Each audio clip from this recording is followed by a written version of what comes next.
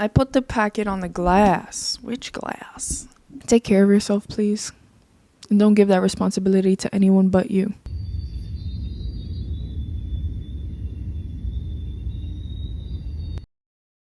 Thank you so much for joining me today here on Colorless Oranges, where I share my experiences to help better yours. I'm your host, Sydney Hyatt, and today we have a lot to get through.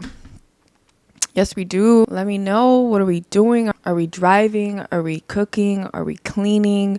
Are we washing them dishes? Like, what was we doing? I had taken a survey asking people to love or to not. A lot of people were confused about the question. I don't know. I think it's very straightforward. Would you rather love or would you rather not? I guess is the way I worded it. I don't know. Talking about the way that we word things, like, I feel like, sure, we have to be clear enough so that others can understand us, but I feel like that's where we get a little bit diluted, is like, I have to talk to you in a certain way that you can understand me. I'm not your mom, so like that really just doesn't apply. Like, if we vibe, we vibe, and if we don't, we don't. But anyways, to love or to not.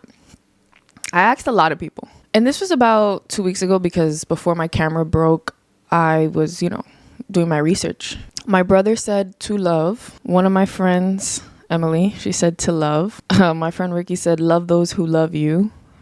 Ashton's bestie, he said to love. I asked my best friend, she said to not love. I asked my mom, she said, huh? Oh my God. And I asked a couple people on my Discord whether to love or to not, and I'm pretty sure they all did, because there was only one recording and I just couldn't remember who it was, but it was my best friend, to not love. Let me take you guys through this little short story, this little anecdote. I was about 12 years old in 7th grade, 5'6". People don't believe me. People think I was short in middle school. I was tall. I wasn't the tallest, because there was many people there that were taller than me, but I was tall. And I had always been tall from like 5th grade on. I was always tall. In 4th grade, I wasn't that tall. I hit my growth spurt in 5th grade, I'm sure. 7th grade, I'm in my English class. In this class, we had Socratic seminars. This is where we would read a book, talk about it in a little circle, and yada, yada, yada. The prompt was, would you rather love or not love? I went home that day. I remember I was sitting in my 4 walls, some pink, some blue. Shout out to my mom, knowing how indecisive I am with my favorite colors. Turns out my favorite color has always been purple, but anyways. Writing down my little essay and my points for my Socratic seminar the next day about how I'd rather not love. And I think it's a little sad why she didn't want to love, why younger Sydney chose rather to not love than to love. And it was mostly because I had realized it takes a lot of work. It takes a lot of work to love on others, because majority of the time you are loving people and sacrificing yourself. I do not need to be this emotional at this time. It's 11 a.m. Anyways, honestly though, crying is healing. So like, let the tears out, but I don't want to, because I don't want to mess up my mascara. Anyways, it just takes a lot of work. And a lot of the times when you are to love somebody, usually you're not there to, at least me, and at least the people that I have seen, it's not necessarily about loving them like, oh my God, my little baby, oh, watering this plant. No, it's about bringing tower moments to these people and then leaving them because you are not what's best for them anymore. I feel like a lot of people think like love is just this like support, and I see love as more devotion than this coddling like feeling. To me it's a little bit, it's deep, it's huge, and that's why like I think the world just we need to revolve it around love instead of it being like this hustle and blah blah blah, because in the end, to love on another person or to love on the universe or to love on yourself is just what is going to keep the world going. So at a young age, I guess I knew that. And it was just sad that I knew that. I think about it now that's a little bit like morbid to think that way. Like I'm not going to love, because I guess at the time I didn't think anybody deserved that kind of love. I didn't see what the point of sacrificing your entire life or sacrificing your happiness for somebody else's betterment. I didn't see why I had to do that, why that would be okay. you know? I was very angry at the time when I was young. You know, up until I was like 20, I was very angry. And so I can't even imagine, like, it was brewing at 12 years old, this anger inside of me. I had even gotten into a fight in that exact classroom. Anyways, Socratic seminar comes. We're all reading our points. Everybody, as usual, is like, I'd rather love. And I'm like, no, and this is this and this and this is why. And the professor, well, teacher. He's a teacher. He's a 7th grade teacher who only drinks. I'm not even going to talk about it. I didn't like him. I truly did not like him. Anyways, the point that he wanted to come to, that we all had to like agree on the same thing. And I was just stuck on the fact that, like, if I don't want to agree, I don't have to. I don't believe that I should love. And I think he thought that I was trying to do it to be different or something like that. I genuinely felt that way.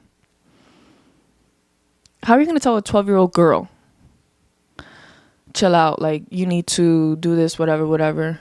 And he literally, I remember this vividly. He was sitting at his desk and we were all talking. And I think that at the end of the Socratic seminar, you had to say like, okay, yes, we all agree, whatever. And then he would pick the next group of people to come. And somebody was like, oh, like, we're not agreeing or whatever. He came, he took my paper and he read what I wrote as if I was like making it up right at the moment. Like, this is how I feel right then and there. Like, I didn't study this. So rude, so classless, so tasteless, so disrespectful. Like, you never seen anybody with a difference of opinion? And he was just like going. And I'm like, I don't think I'd rather love than not. I'd rather not love. I think that the people who do see love rather than not are good. But I hope that we all, I mean, I know that we don't all have the same definition of love. You know, a lot of people see it as a feeling. Others see it as a noun. Others see it as a device. I don't know. I think obviously the feeling of love and what love actually is very different.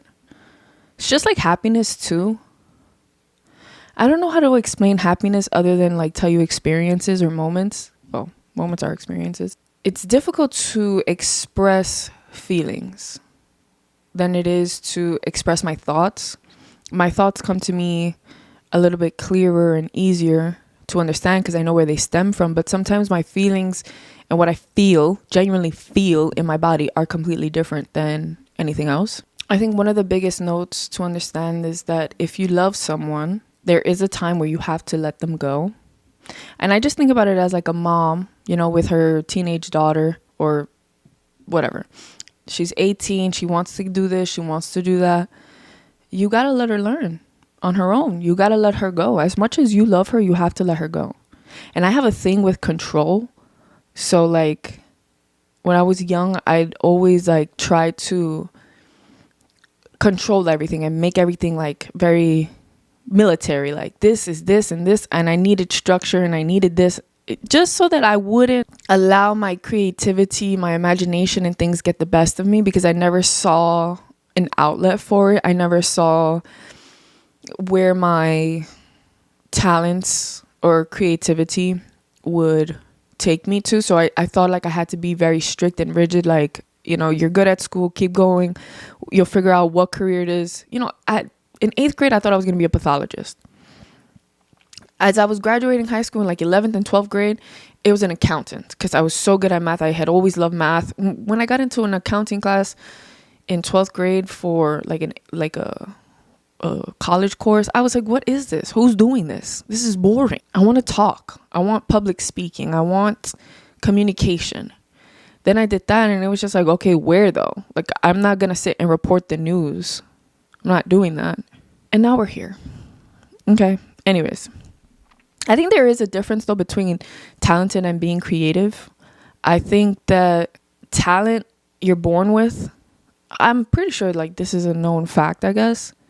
Talent you're born with and creativity comes with like experience. So I feel like certain people are just gifted with certain things. And whether they are as perfect as the creative person doing the same thing as them, it doesn't really make a difference because I feel like one is more genuine than the other.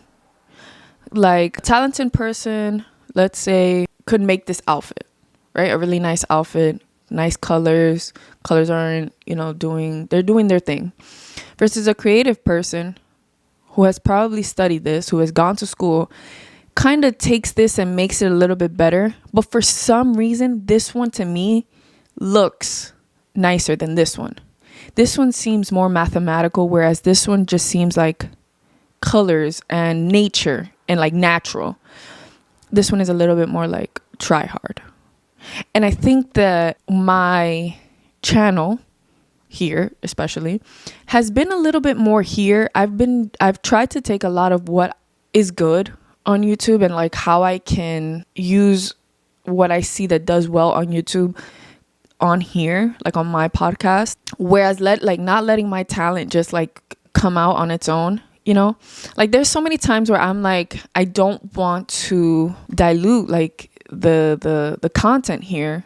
I don't want to, let's say, put a thumbnail that is like all this orchestrated like thing or whatever, or even like my title sometime. Like if it was up to me, I'd literally put a sentence and be done. Turns out I'm on Instagram scrolling.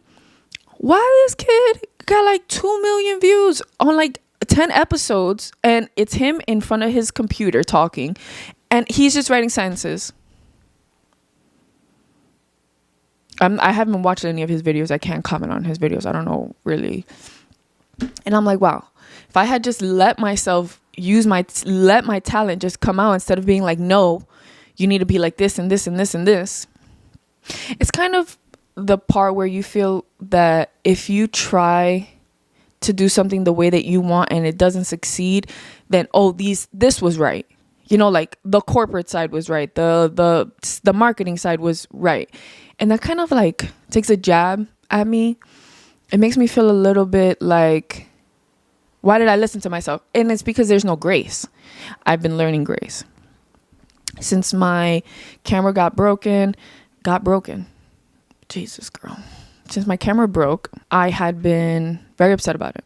Like, oh, I'm messing up my consistency. I'm doing this, I'm doing that, blah, blah, blah. So hard on myself. Unnecessarily, because it is what it is. Okay, what helped me was coming to the conclusion that like I'm not here to reach a quota. I'm not here to do any of that. I'm here to create my work of art. When it's done, and that's it. There's no race for it. Things happen. I have been able to sit and digest a little bit more my ideas to come and bring on it. And it is what it is. Upset that I'm not where I wanted to be at 25. It is what it is. Things happen the way that they do for a reason. I am on my lane. I am in my life. I am walking in my path. And it just takes some kindness and some grace to myself, because first of all, I would never tell that to any of my friends or my brother or my mom, who would be upset about, I'm not where I want to be or whatever. Like, it is what it is. Like, it's okay. Like, that's not the worst thing to be happening right now. I think that there are other things that could be holding you or hurting you, and not where you want to be shouldn't harden you. It should make you a little bit softer, a little bit more easier on yourself to say like, either there's something better coming, either you're not 100% faithful in what you want. I think that's one of the biggest one for me. Like, I know that deep down inside of me, I would curse out any corporate job in America. Genuinely. Like, every time I'm around my best friend who works in corporate America, and she's in her meetings and people say certain things, and I'd have a problem with authority. That teacher that I was talking to you guys about, like in 7th grade, I cursed him out, and I had to go to this thing called safe room, which was like in school suspension. And I don't know, like, I just don't think that, I think that we can all respect one another, and you might know more than me or whatever, but like, you don't get to put your power over me. Like, that just doesn't work with me. Because I'm also powerful. You know what I mean? Like, you can't, this is not going to happen like that. Okay? Like, I think that there is respect, and we should all have respect. And he disrespected me. Because I wasn't yelling at him for him to yell at me, like, at all. So, and what I said to him, I don't really want to say it on here because I feel like he was just wilding. What I was saying, I didn't think it was disrespectful, but, you know, since he is, that does something, I guess. I don't know. Anyways, being a little bit more graceful, having a little bit more faith in myself, and that, like, you know, everything happens for a reason. It's okay. Like, what is the worst thing that could happen? I was 4 months off of here. Like, it's okay. And maybe there's more of a development that I could come to when it comes to that scenario of, like, not being where I want to be. But at this very moment, what keeps me sane is understanding that I'm working towards something, you know, and I'm still finding myself, and I'm still trying to decide exactly what it is. And in doing so, and not, like, I don't know, like, not being so strict and hard on myself, I was able to really see what I wanted, like, clearly. Like, I have an actual vision of it. Like, before, there were so many things pulling at me that I wanted to do, that I wanted to satisfy, just because I know I can do it and I know I can do a good job. But that's very difficult to do when it's very difficult to come to an idea of what you want to do in life when you have all of this, like, talent. Like, normally, you know, like, let's say people in the music industry, they can dance, they can sing, they can write their own songs. Boom, music. Of me, though, I feel like there's so many fields, so many things. It was very difficult. But as I became nicer and softer with myself, especially journaling, I know that we hear that all the time, like, journal, blah, blah, blah, blah, blah. I was able to read back, and I saw how, like, nice. I was able to read back and see, like, where the cables were not connecting. There was an issue. What was the issue? I could see it. I'm out of my mind. I'm out of my perspective. I am out. I'm looking inwards, and I'm able to see. You are upset because you don't have money to buy this. Okay, great. Let's go get the money for it. Like, you know what I mean? Journaling has helped me become much softer with myself. If I don't want to see it in writing, I shouldn't be saying it in my head. And it's also like, your thoughts really aren't reality. Even though they are what creates the reality, it's not necessarily the truth. And, like, definitively, I had a really big problem with that. To me, my mind was, my thoughts were everything. I didn't even know that there was a difference between my thoughts and my feelings. And so I was like, wait a minute. Yeah, like, my thoughts are what's, like, clarifying what I'm feeling. But in all reality, like, this feeling of happiness doesn't mean, like, oh, it's going to end, so let me turn it into anxiety. You know, have you ever been happy and sitting there in the moment, and then all of a sudden you get a thought about, like, wow, I'm never going to have this feeling again. And it kind of, like, pushes you to start spiraling and start thinking about, like, oh, when's the next time this is going to happen, or give you anxiety, like, this is going to end, or you're going to end, or these people are not going to be in your life, or whatever. I stopped doing that. Like, my mind does not think that way. I am sitting here and I'm thinking about here, and I am here. That's it. Not too many more moments are going to keep passing me by. Not to say that so many moments have passed me by or anything, but I'm not going to keep allowing my thoughts to control my everything. The negative ones, at least. I think also another thing that helped me was removing, like, distractions. I think that we could sit on TikTok for 3 hours, even if it's in different times, and distract ourselves from whatever we're feeling or whatever we're going through. And while that's good to have a couple distractions, because I feel like if my mind just, like, focuses on one thing, like, baby, we're gonna have some issues. If you haven't seen Inside Out, I really urge you to. They portrayed anxiety perfectly. Some things can be used as tools, right? Music, for example, is one of my biggest distractions, but it's not. You know what I mean? Like, TikTok is a distraction for me, but it's also not, because on my feed will come a lot of educational, a lot of things with knowledge, a lot of things with substance. And even if I'm trying to turn my mind off, I can't, because it's like, wow, this is such a powerful message. Like, there's so many talented people on that app.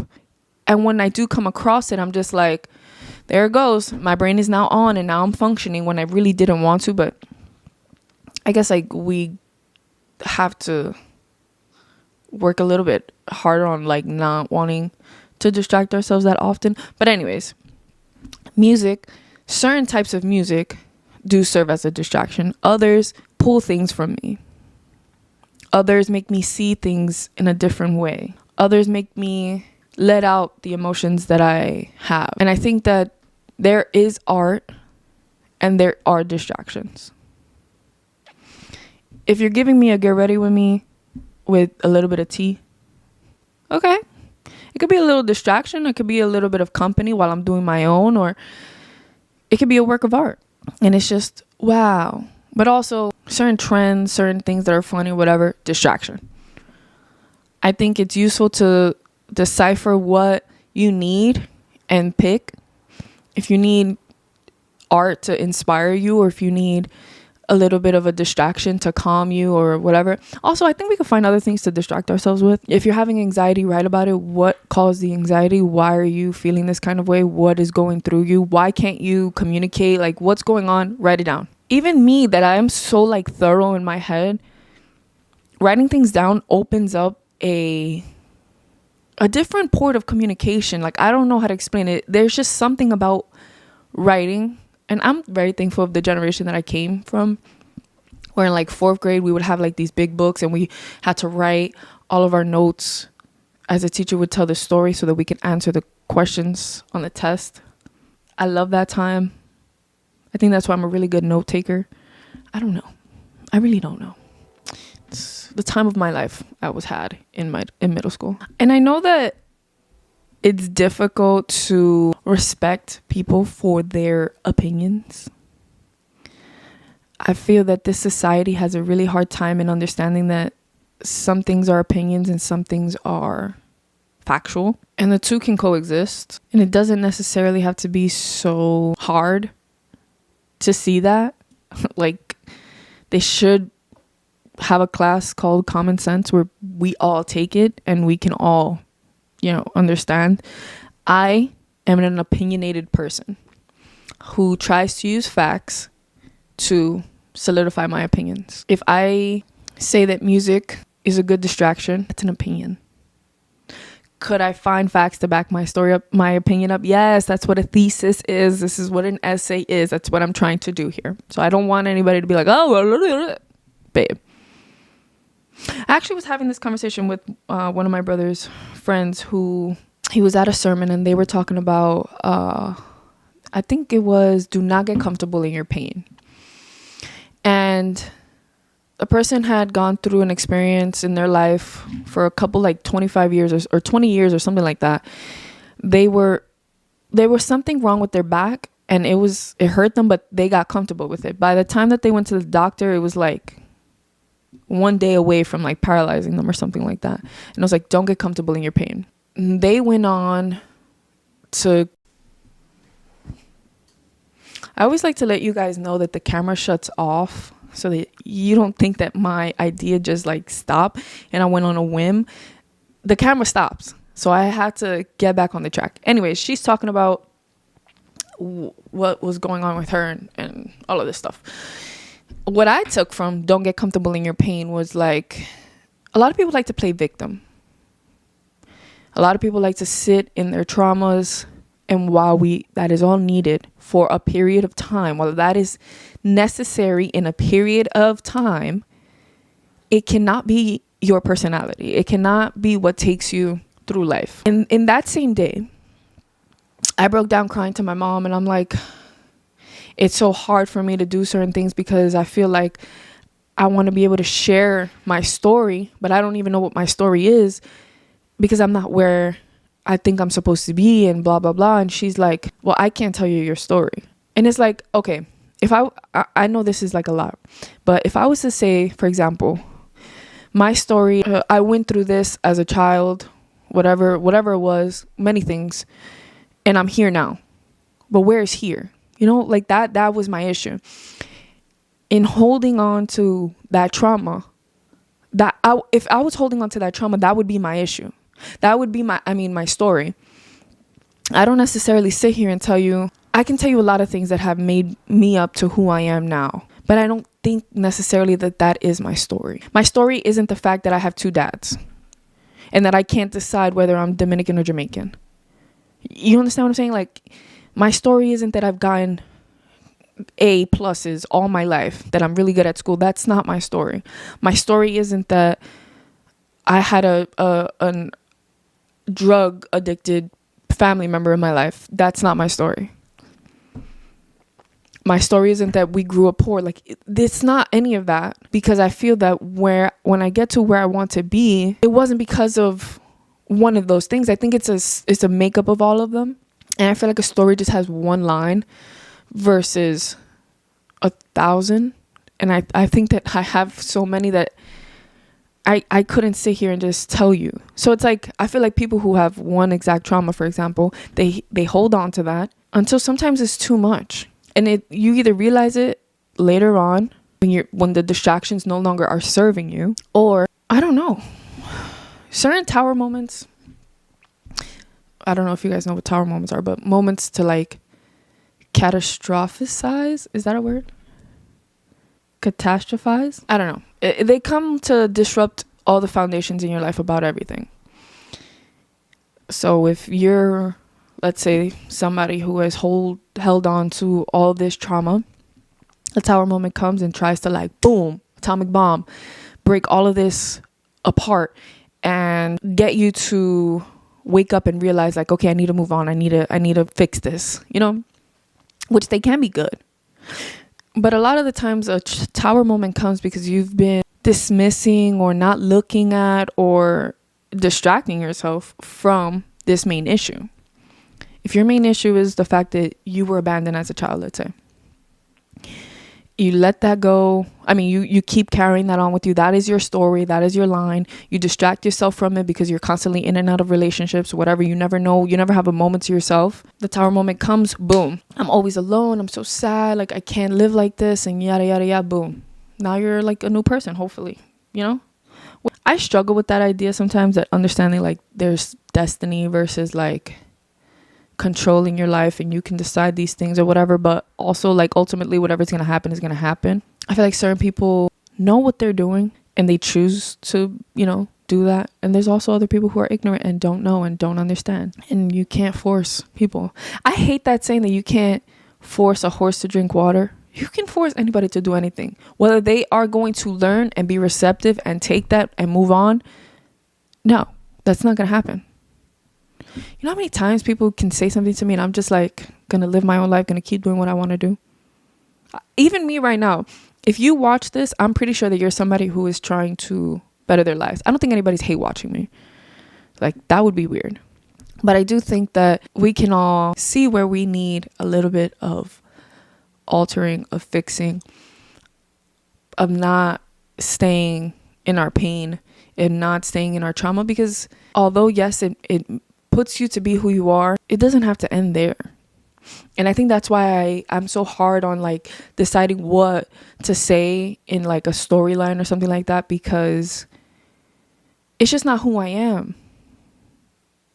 Like, I can admit that I'm a product of, I can say so many things, non-educational background family. Like, my parents, I don't really know. I think they graduated high school. I don't fucking know.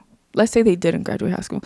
Like, that just doesn't define me, and I don't want those negative traits to define the star or the happiness that I carry with me. I don't want it to just be revolved around this like negative cloud. But I do have to talk about it, go through it, let those feelings come off of me, and then keep moving forward. I see it as like a stop.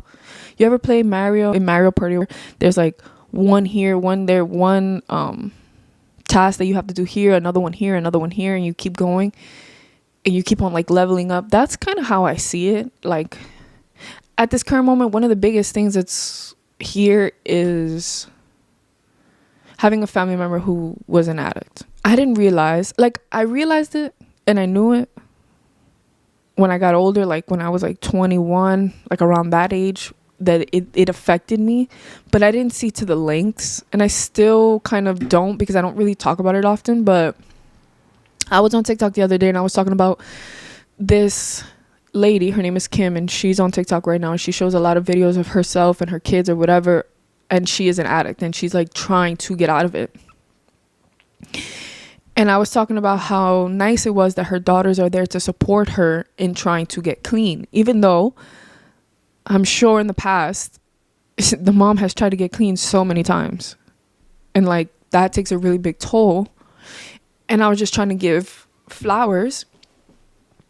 To the daughters or whatever. And somebody that I know was like, oh, who's the person? Whatever. I sent them the video. And what came out of their mouth really bothered me.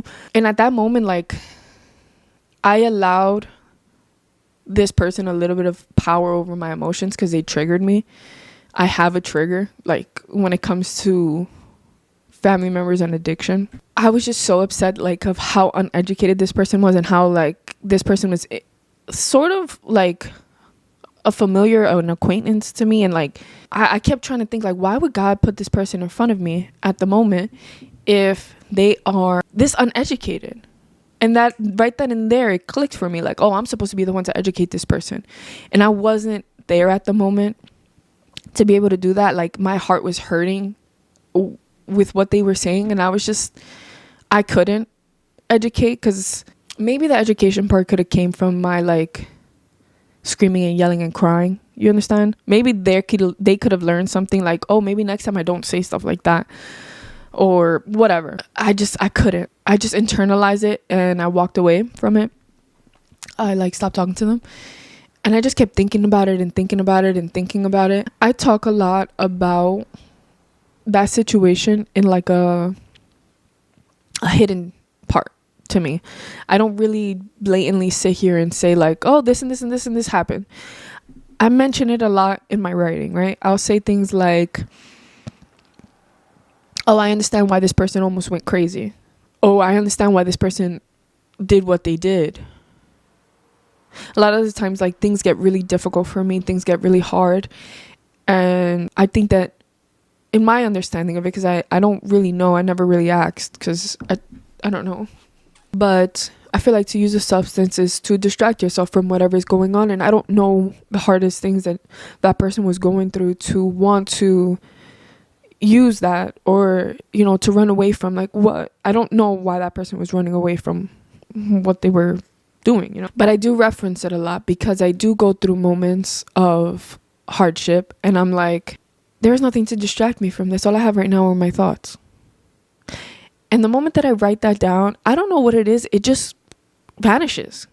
Like, I just stop thinking about it and it doesn't hurt as deep and it's not solely on top of me. I don't feel like this brick on my chest. I don't feel hard. Like, I just feel liberated. Getting to the root of that issue, I think that number one, is difficult because this person is like constantly promising you that they are going to stop and they don't.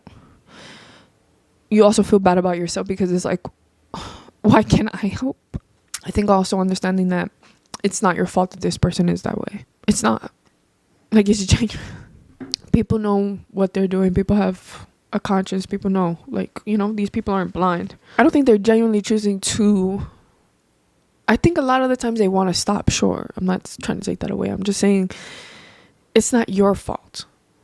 You know, you are enough, and how it takes them to want to let go and to move on. I struggle a lot with the idea of wanting to be there and support every single one in my life, and the moment that I can't, it hurts.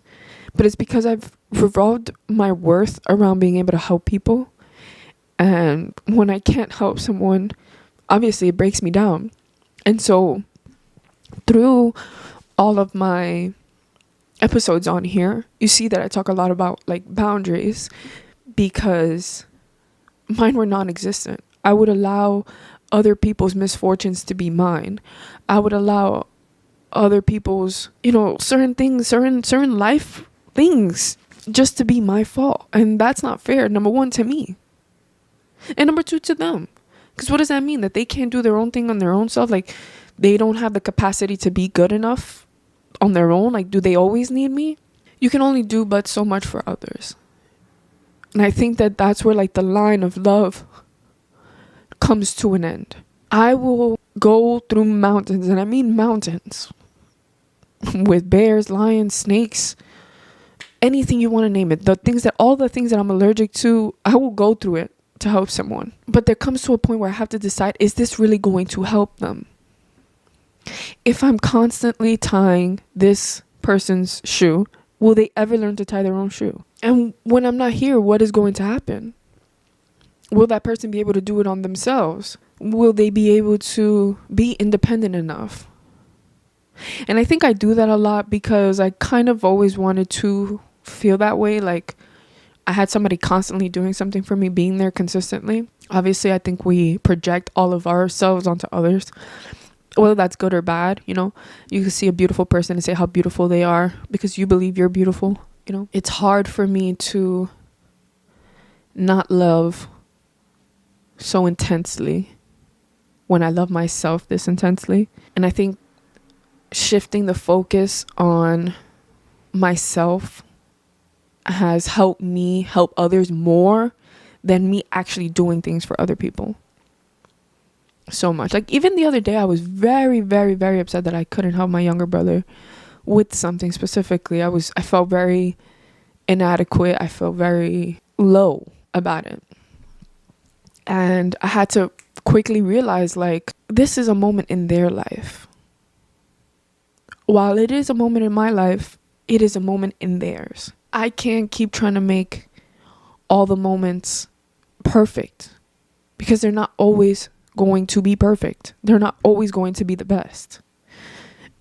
And it's just okay for him to learn. He's still young. Like, he has to learn these things.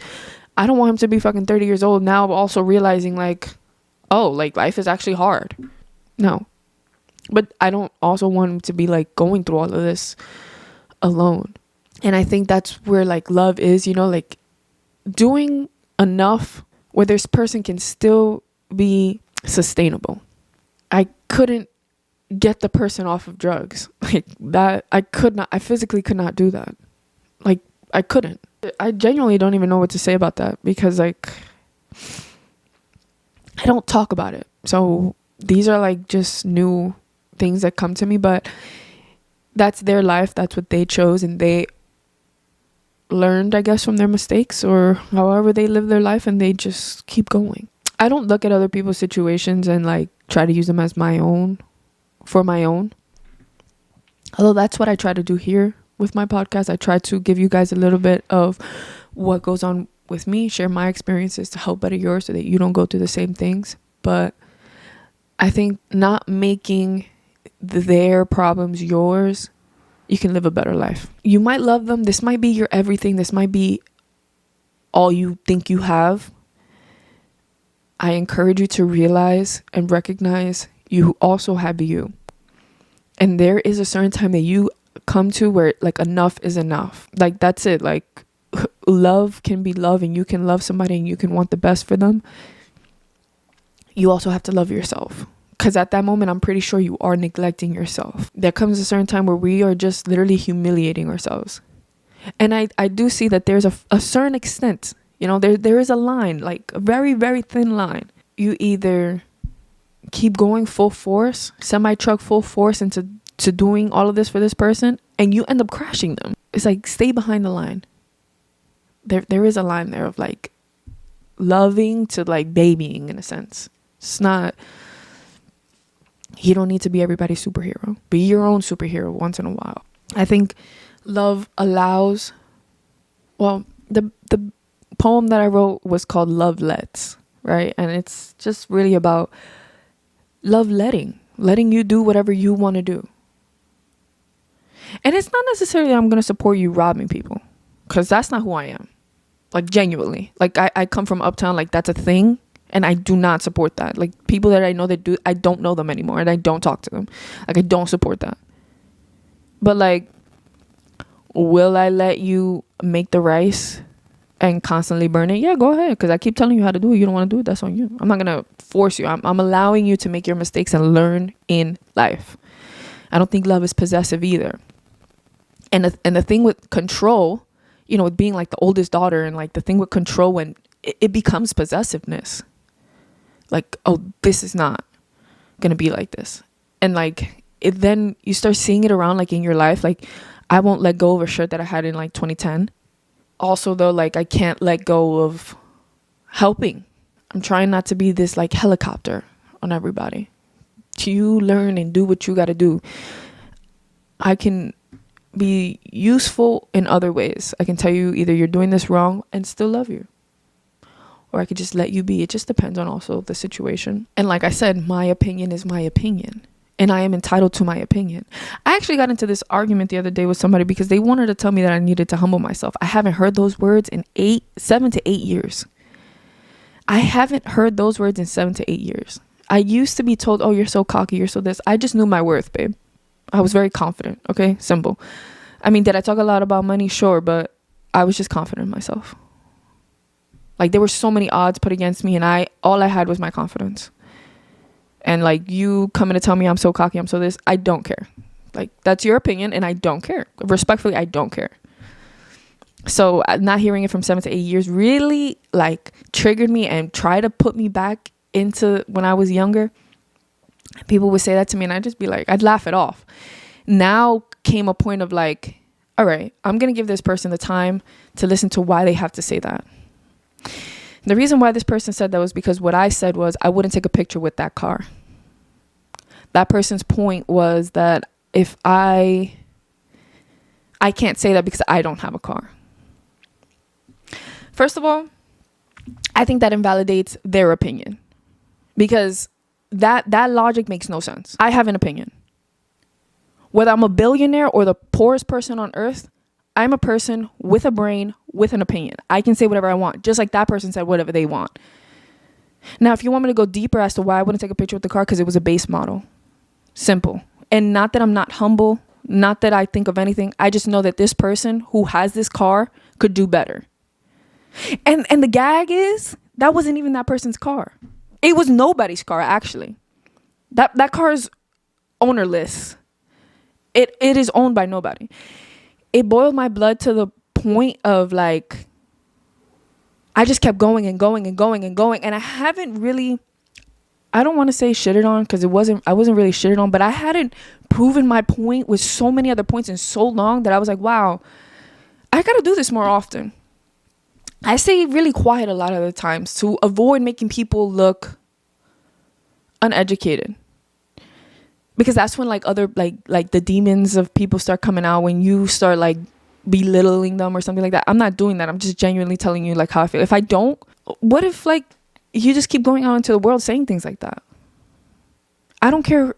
It could have been my mom to tell me that I need to humble myself more, which my mom wouldn't say that to me. Because this person was like, oh, I know what you mean, but like, I don't want the universe to hear what you mean. Fuck? What? What? Who knows me more than the universe? Not you. The universe knows literally all of me. If I'm putting out in the universe that I wouldn't take a picture with that car, at least they know now that I don't want that car. Their biggest point was, oh, I can't talk shit if I don't have a car. Bitch, I got a car. I got a car. I got multiple cars. What are you talking about? What are we talking about? Whether I'm poor or rich, I can have an opinion. Whether I have 10 cars or no cars, I can have an opinion. Don't let anybody come and try to tell you that you can't have an opinion on whatever you want. Whether you can share that opinion with certain people, that's different. You know, there's a certain kind of trust that you got to have with certain people. You can be somebody that doesn't value opinions. Great. That's amazing for you. I love that about you. I value opinions. I love what people have to say. I love what people think. I love people's thoughts. I love those things. I am not the one to come and tell me that my opinion is invalid because of anything I own or any kind of whatever the hell you think. I have been watered down so much. I have been taken out of who I am for so long. The flavor in me was gone for so long that I started to feel crazy. I started to feel like, who am I? And it's not that my material things make me who I am or anything of that nature, because I've never valued the things I own to be who I am. Like, I've had a lot of expensive things. I've had a lot of, what would be the opposite of expensive? Like poor things. I've had a lot of things in my life, and those aren't the things that I value. That's why they come and they go, because I don't hold attachments to those things, whether anymore or not. I did have attachments to certain things when I was younger. Yes, I did. But I grew out of that. I do still have attachments to certain things too, like some material things. I'm not going to lie. have a lot of memorabilia. I do. But I'm gonna be honest with you right now at this moment, if everything was to leave and drop, I know I'd get it again. I've realized that, keeping this 8th grade shirt, it doesn't give me that feeling. It's me giving the feeling to the shirt. I'm giving it substance. I'm giving it value. You got annoyed about my opinion because you gave my opinion value. Give my opinion no value and keep going about your day. We will have less beef in this world if people just understood that an opinion is only valuable because you give it to it. Okay, whatever you don't give time to, it doesn't vibe. Out of sight, out of mind. You don't give this time, you don't give this any thought, it will not be. And I've given this a lot of thought because it really made me realize how I had lost myself. And I knew that I did. I knew I had lost myself somewhere. I had dropped me somewhere. Even last year, I was talking about, like, I don't know how to be vulnerable. Like, all of these things, it was just weird. Like, I was living in a weird state. And a lot of the things that I was doing was just distractions from actually figuring out me and where I wanted to go and who I wanted to be. It was a lack of love that I had. I let myself fall. I let myself get to needing tower moments. I did get low enough to realize I was lost. And this was one of those moments of like, wait a minute. Like, how many many more times are you going to really let this go by, girl? And, regardless of however that person takes it, however you take it, however anybody does anything, if you are lost, if you don't know what path you're going in, or if you don't understand why these certain things just keep on happening to you, take the time for yourself. Cut the distractions. And what I mean by cut the distractions, I don't mean like, oh, you can't be on TikTok. Go on TikTok. Do whatever the hell you want. But just know that this point in your life that you want to get to is just moving further and further away from you. Instead of you applying some time to go and be on TikTok or whatever, even if that is your treat, giving yourself the moments to get a little bit of clarity, we also stopped, is what's going to move you forward. You deserve that. Your future self deserves that, needs it, wants it from you. Take those times, cut the distractions, love yourself a little bit more, and be as authentic as you can be. Stop watering yourself down to be better tasting to other people. Let me tell you something. You know what's actually crazy? I had a friend, right? She's West Indian. Obviously, my biological father is Jamaican. But I grew up in a Dominican life. I cook in a Dominican way. As her and I, one day we were on FaceTime and she was cooking food. And we were talking about all the ingredients. Babe, we were using the same ingredients. She was doing the sugar trick to make the chicken brown. Like, we were using the same ingredients. They just taste different. And if this person and you are not vibing, it's okay. That's not your audience. That's not your person for you. Stop being somebody that you're not. Be authentic to who you are. And even I need to hear this. I try to be this star person for everybody and whatever, losing myself little by little until it was a moment of, where are you? Who are you? What even is this? I have so many examples for this. Like, I went to DR. This is why when I went to DR one time with my best friend and her best friend, it was one of the worst trips of my life, because these people were used to a specific person of me, a specific type of who I can be, and I wasn't being that way. And so now I'm bougie. And now and it was true, like, because I'd rather not spend my money on doing these things, because I'd rather not talk about these things, because I don't want to be doing certain kind of things. It's called growth that some people do not have. Some people are the same exact way that you left them 20 years ago. I promise you that. A lot of people like their things a certain kind of way, and it is what it is. If you don't want growth, then you don't. That's on you. But you're not going to make me feel bad for growing up and deciding to do other things or being a certain kind of way that's not pleasing you. Because your opinion to me honestly doesn't matter. There's certain people that their opinions do matter, and there's others that don't. And I take everybody's and decipher them as I go. It's either respectfully or not. You're not going to come to me and tell me I'm not humble, because I am humble. I know myself, and I'm very clear on who I am, as you should be too. Knowing where you want to go is very important. Knowing what you have to offer is very important. And I'm not telling you because you've won 1,000 awards that you're the best person, because I'm not saying anything materialistic. It's more mentally, more spiritually awarded than anything else that is out there. You cannot come to me and tell me, because, what's a great example of this actually? I told everybody in my life about me being on the dean's list. Everybody. Maybe I didn't tell my dad, I think. I probably didn't tell him. Regardless. Everybody that I told, good job. I'm purposely saying it like this because this is how it was. Like, wow, good job.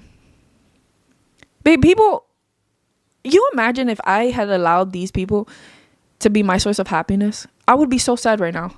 I'm proud of myself. I know how hard it is. People want to tell me, oh, like, that's easy for you. No, it's not. Like, yes, it is in a way because I've been trained to be this way. So now it's a little bit easier. College is easier for me. But school could have always been easy for me had I had the right resources. The reason why school is easy for me now because nobody can take away my computer. I have internet. I have the power to go drive myself to school. Like, I have all of these things within my power to make sure that I have a successful future. It was harder for me at one time because I didn't have all the resources. But regardless, whether it is or not, it still is a good moment. And certain people can be proud of you. Like, genuinely, like, it's either assumed that you will be this person, you know, like I'm assumed to be the smartest person in school. And like people see that as like a flex, like, oh, you know, like that's already known. Like, no, I want the compassion. I want the genuine excitement. I mean, if you can't give it to me, it's fine because I gave it to myself and I'm happy. And I don't want to use the word but because that negates everything I just said. All I'll say is that there is times for celebration. You want to celebrate that I made it another year in life. That's like we all have birthdays until we don't, and that's it. Why is it only a celebration when this person is so stupid or whatever, they can't get good grades and they finally get an A? It doesn't make me feel bad that you think it's, I mean, I'm not saying for you to be surprised that I got here. I'm not asking for a surprise because it's like known that I am smart. But I am looking for, I don't know, more excitement, happiness, truly. Not validation though, because I have it myself. Like I know what it took to do that. And I want to talk, my battery died. I really don't remember where I was going off on. I think it was something about clarity. I will buy like a hard powered battery pack sort of thing for my camera soon.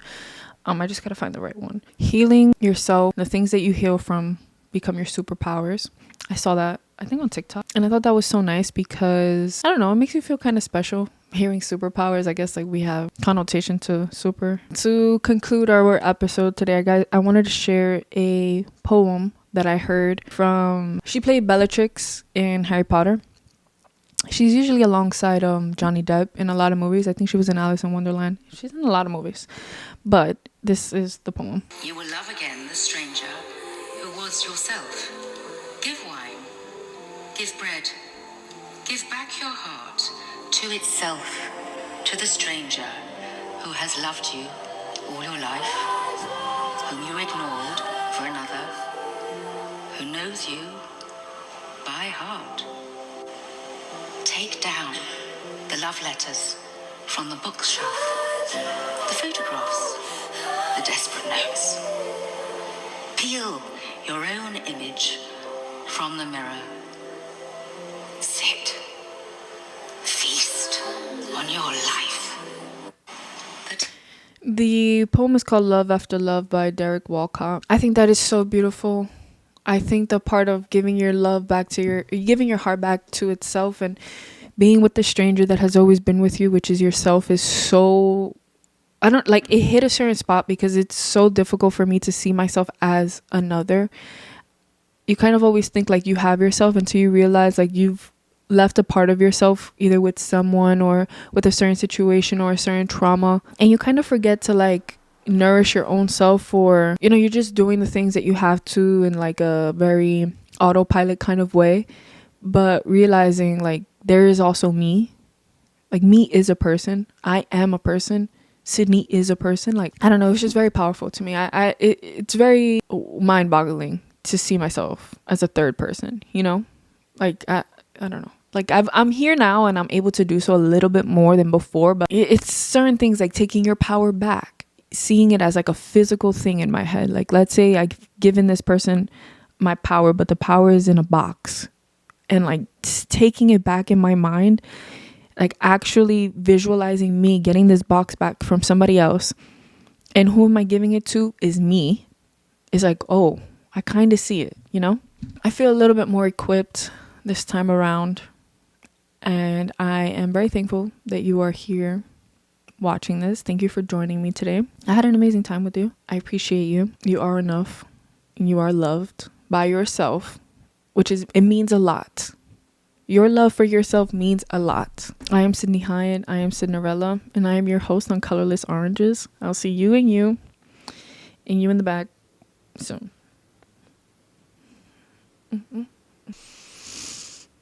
That was actually really emotional today.